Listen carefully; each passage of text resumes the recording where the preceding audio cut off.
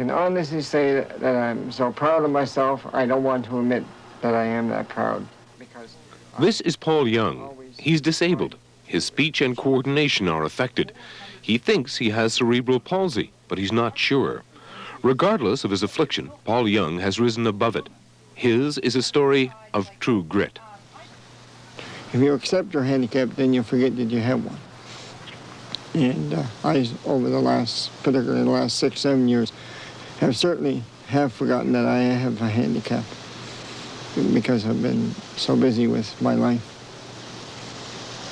So I guess it's just to get on with life and never mind what is.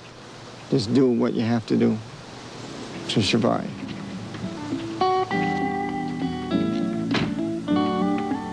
Paul Young is 41, and he's not always been as confident or as happy with his lot in life as he is today. At 8 years old, I couldn't put a sock on. But when I was 21, which is 20 years ago, I finally learned how to tie my shoes. They were never tight, but they were tied. What's contributing to my changes over the last 20 years is myself, because I want to be top dog. Paul Young is walking the best walk he's ever walked. He's proved that a disability is not necessarily a handicap. Looking back at it now, I guess it was cerebral palsy, I'm not sure. I've always had a problem describing my disability or disabilities, but it's never given me a problem. I forget that I am handicapped. Paul's been a radio technician for several years at the Canadian Broadcasting Corporation in Sydney, Nova Scotia. He's on the night shift, and its smooth operation depends on his ability to do his job unsupervised.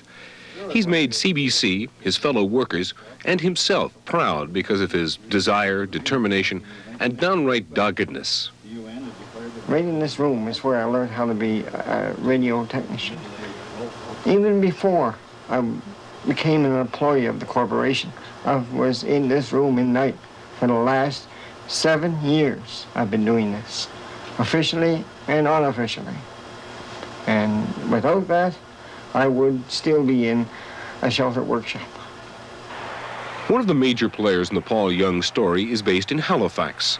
Bill Donovan is director of the CBC Maritime Region and heads the Sydney operation. I think every single individual, as far as I can determine, supports what we're doing. So it's not as if we're trying to score points. This is a communal project. Everyone... A large part of that project is the National Association of Broadcast Employees and Technicians. Local 95 of the NABET Union is known for its militancy, even in highly industrialized Cape Breton. But the union made unprecedented concessions for Paul Young. They've bent their rules so that I can become a Group 3 technician. Well, it wasn't... Gary Tamata is president of NABET Local 95. The members of this local were as instrumental as management was in having Paul in the situation that he's in right now. There were quite a few of the members of the local that wanted to see Paul get some type of employment here, and the local CBC management did cooperate with us, and we were able to get Paul a position within the bargaining unit. Everyone, management, all the unions say that this is a good idea, and not just because we think that there's something to be learned from employing a handicapped person, although that is, I think, a fine and commendable purpose, but because of the nature of the individual himself. He has made his own breaks, and I guess that's the way of life, isn't it?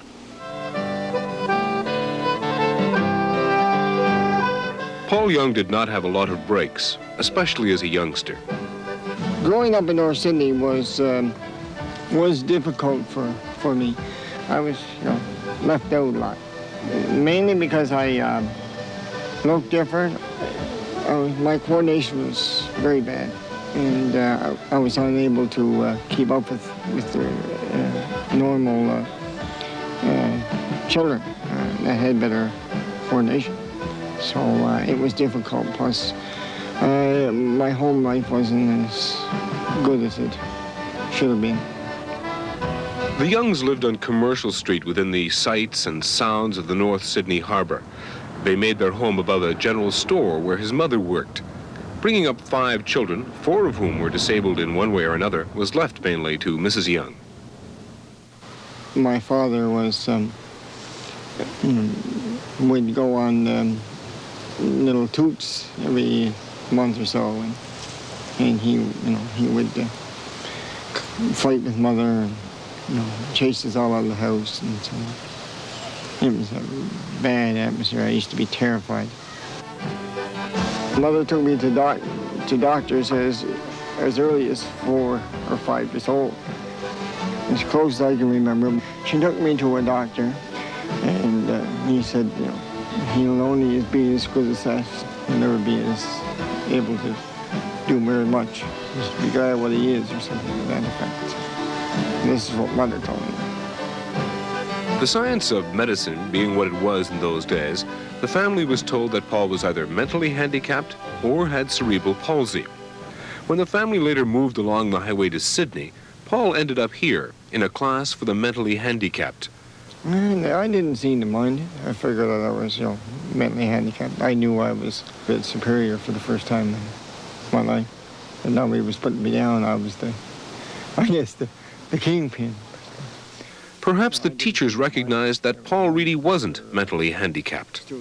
Well, then they told my mother that there wasn't really that much room in the class, and that maybe I should drop out of the class. At another school, he took classes with the cerebral palsied, and in the afternoon took part in sheltered workshops. But eventually, he lost interest in school. I had a girlfriend in the workshop, so of course I, bright eyes, decided that I'm not going to be anything anyway, so I decided to keep going to the workshop and quit the school. And I wish I hadn't.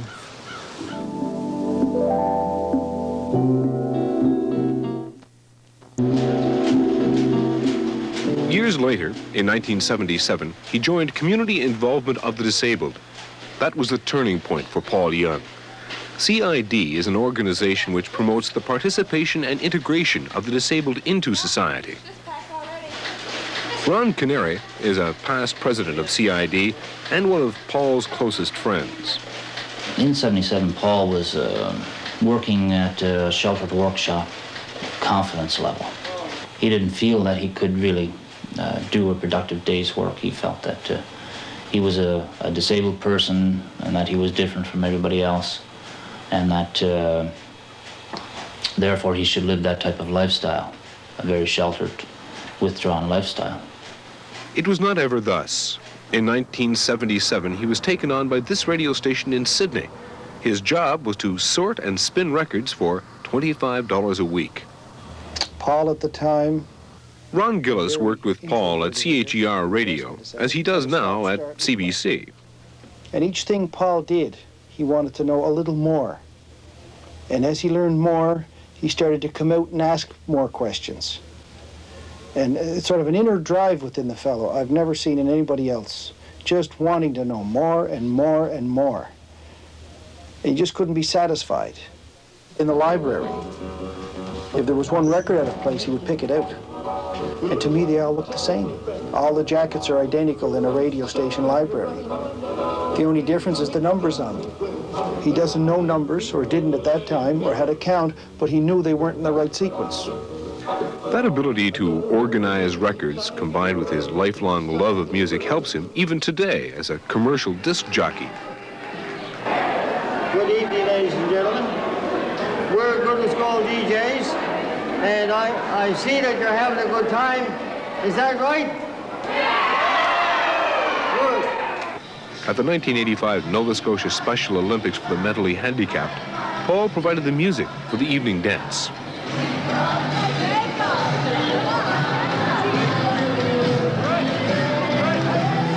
A major shareholder at CHER Radio in Sydney is Stuart Marsh. He was the first to take a chance on Paul Young. It didn't cost him much, only $25 a week, but it gave meaning to Paul's life. He had a job, his first job. He did have some incoordination of his muscular movements, slight impediment of his speech. In fact, at one time, we put him on a night show. He did an excellent job. And from then on, he became almost an advisor. He was given advice on many times on programming. And he made an excellent worker, an excellent radio man. And then one day he came to me. He said, you know, I have an offer with CBC.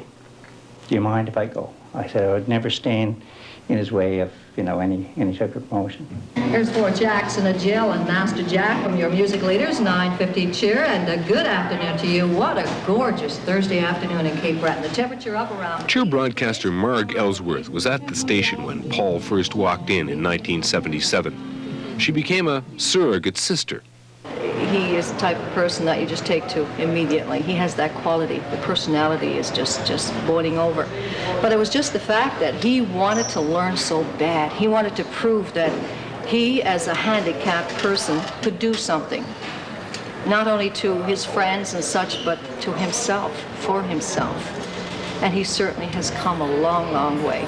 In fact, a long way to Paul Young is about a mile down the road to CBC. I love my job. I've always wanted to be in radio, and I always wanted to work for the CBC because it was the best broadcasting system in the world, as far as I was concerned. And the cream of the crop of broadcasters were in the CBC. And I like to have the best and be the best.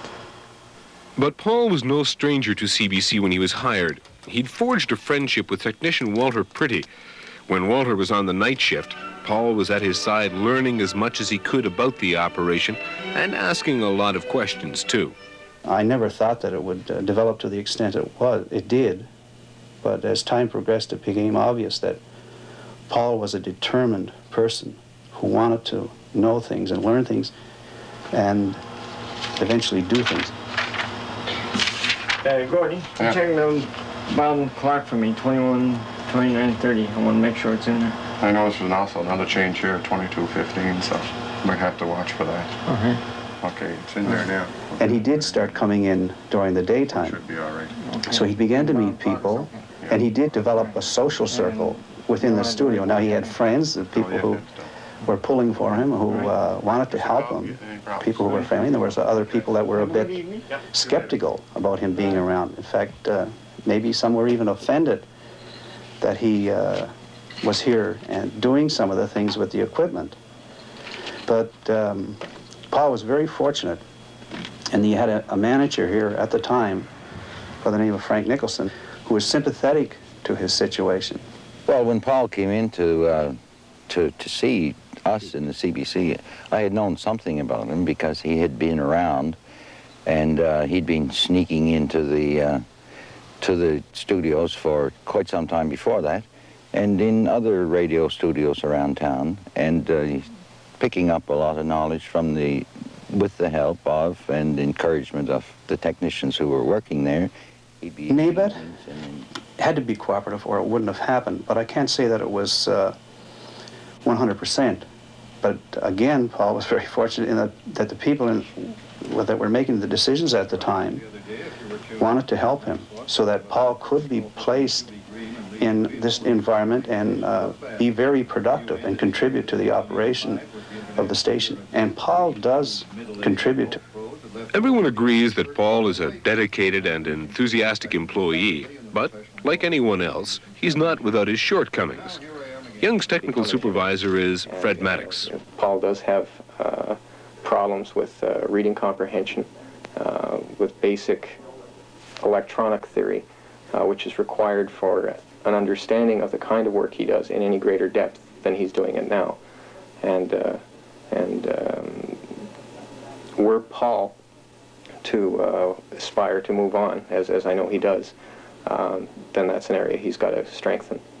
But the weaknesses might be outweighed by the pluses. Bruce Taylor is the current CBC station manager in Sydney. I don't have to spend a lot of time thinking about whether he's a dependable employee or not. He just is. He's always here. He's always there when you need him. He's always keen and eager to do the things that you want him to do. And he's got the initiative to be suggesting things that he should be doing when you haven't taken the initiative to do it yourself. Paul Young's job includes recording radio reports as they come in via satellite. He also sends out reports originating in Sydney to other stations across the country. I'm responsible for dubbing news items and dubbing feeds that come in over the wire, and just generally doing whatever the newsman might want me to do. And it's my life. I love it. I just want to do whatever job that I am told to do and not take anybody's position away whatsoever. But there has been over the years, I felt a little worry of the technicians. Although they were very, very helpful and willing to show me what to do, they were always worried that I might be able to become and take their jobs. And I didn't want to do that. I just wanted some kind of a position here, which I now have. His employment depends on whether he can continue to progress so that he can hold a job in his own right. He is much closer to that status now than anyone ever expected, least of all Paul himself. We owe Paul something morally, and CBC obviously feels it the same way. And it's a question of trying to work an arrangement whereby Paul can stay and hopefully none of our members will have to go. The real crunch will come if our members are laid off and Paul will continue to be employed here. And as of this point in time, most of the members of the local feel that Paul is an asset to the location, and it would be a real crime for the guy to lose what he has taken so many years to build up. Management and the union agree absolutely on one point. Hiring the disabled is a worthwhile project. Dalhousie University professor Jack Duffy has studied the pros and cons of hiring the disabled. In the long run, it's like any other business practice. We have a short-term pain for a long-term gain. And in the long run, as I said before, hiring the disabled makes good business sense. There are lots and lots of myths, as many as there are employers. The myths seem to center around two things: that disabled workers will hurt the company's profit picture.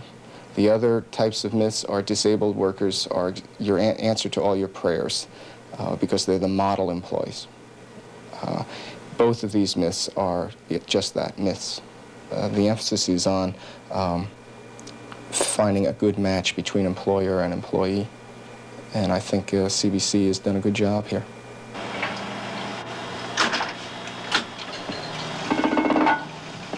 It's obvious he always had the potential. It was having the opportunity to develop them, and it has made a different person of him, and a better person, I would say a more satisfied person. He's well-rounded. He's assumed what we call normal responsibilities. One of the responsibilities he's recently taken on is a house which he owns with his brother Raymond.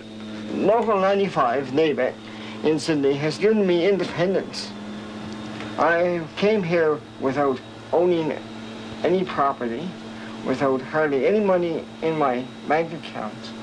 And now I own, I don't own, I have a mortgage and a lovely home just behind the station. And on June 29, 1985, Paul married his longtime girlfriend, Marilyn Nissen. Today is probably it is the greatest day of my life, but I really am excited. I'm nervous, but you asking me to tie my tie in front of a camera, especially when I am not very good at tying ties in the first place, really frustrated me. I tried to tie what I thought was a winter knot, and my dear friend Ron showed me several times how to do it, and I still haven't got the knack of doing it. So it's really a great day, but very frustrating. Oh, it really was a film.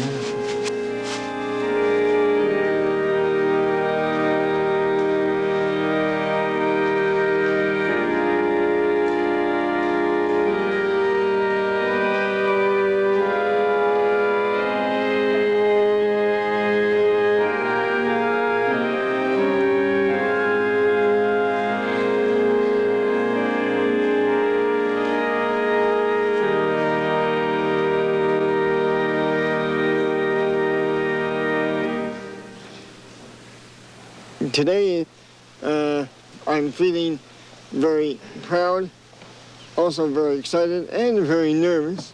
It's hard to describe. Marilyn, take this ring. As a sign of my love and fidelity. As a sign of my love and fidelity. In the name of the Father. In the name of the Father. And of the Son. And of the Son. And of the Holy Spirit. And of the Holy Spirit.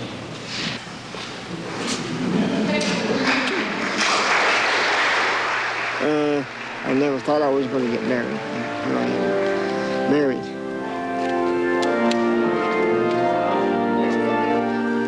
Like I said to Paul, you got there before I did. He should be very proud of himself, and I'm sure all the handicapped should be very proud of a person such as Paul Young.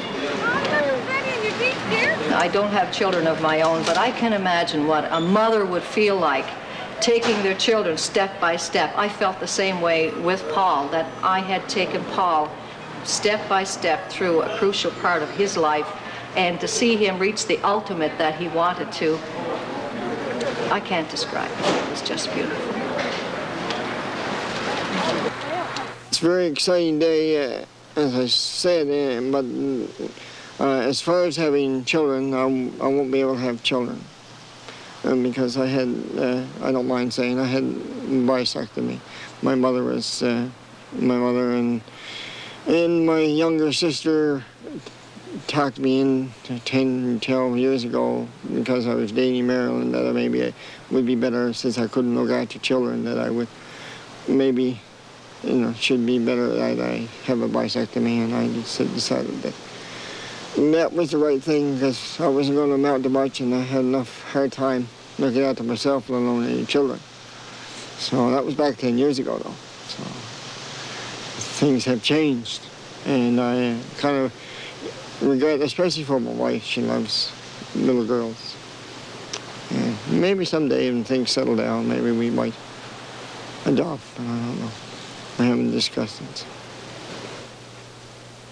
Well, Paul thought he would never marry or hold a job. There were those who never expected the CBC to employ a handicapped technician. I have come to the conclusion that that this project, to both Paul as an individual and the effort that's being made to employ him and help him grow, has been the single most unifying force within our Sydney station. I suspect that as the project becomes better known throughout the region and throughout the CBC, it will serve to suggest that there are things we can do for people whose employment was not even considered. A technician who is handicapped is a contradiction in terms to most of us. We have learned that there's a hell of a lot more to an individual than appears on the surface, and that, strangely enough, is a lesson I guess we have to learn over and over again. Would I do it again? I sure would, and I would recommend it to anyone else. I don't think about my handicap. I just go and do my job the best I know how. But people worry about handicaps, and what is your handicap, and well, how do you cope with it? Human beings can cope with anything.